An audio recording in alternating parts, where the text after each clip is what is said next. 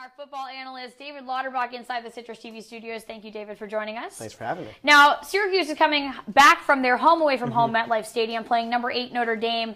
Thoughts on how they played? Well, the secondary looked anemic. It was just brutal. Their one job is to stop the passing game, and they couldn't do that. I know they forced 5 turnovers, but in reality, most of those were gimmies. I mean, the missed fumble at the end of the first half, so they looked anemic as a whole, mainly the secondary, but the team as a whole. Well, now the team as a whole has a quick turnaround heading into Louisville this week at the Dome. Last time they played them was 2012. Ryan Nassib was there, Jerome Smith, who recorded 100 yards rushing, or over 100 yards rushing.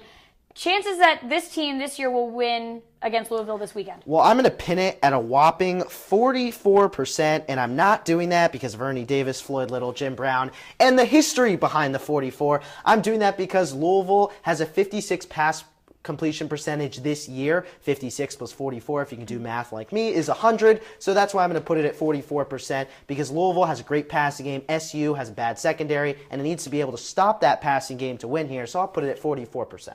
Now, a key component to that passing game is the quarterback. 2 years ago, Ryan Nassib threw 15 for 23 and 246 yards. Chances Terrell Hunt will even come close to that and break 200 yards. Well, some people might put a pretty high number here because he had 294 against Notre Dame, but I'm going to put it at 40%. That's because so far this year, Terrell Hunt has more than 200 yards in just 2 of his 4 games in 2014. But Louisville, on the other hand, has given up more than 200 passing yards in just 1 of its 5 games. That was against Murray State when 2 quarterbacks combined for over 200, and their leading passer only had about 150. So I'll put it at the big 40%. All right, well, that's a reasonable chance, I guess you could say. Yeah. But Syracuse as a whole is looking farther and farther away from that bowl game possibility.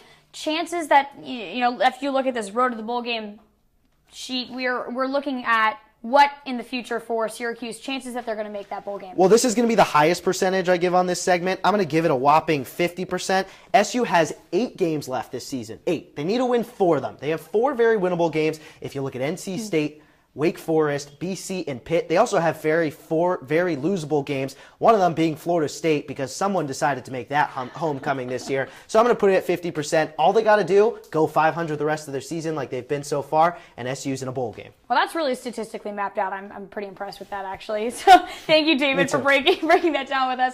Don't go anywhere just yet. On the other side of the break, we will look at one historic game for the men's soccer team and catch up with the women's team after returning home for the first time in 4 weeks. Stick around.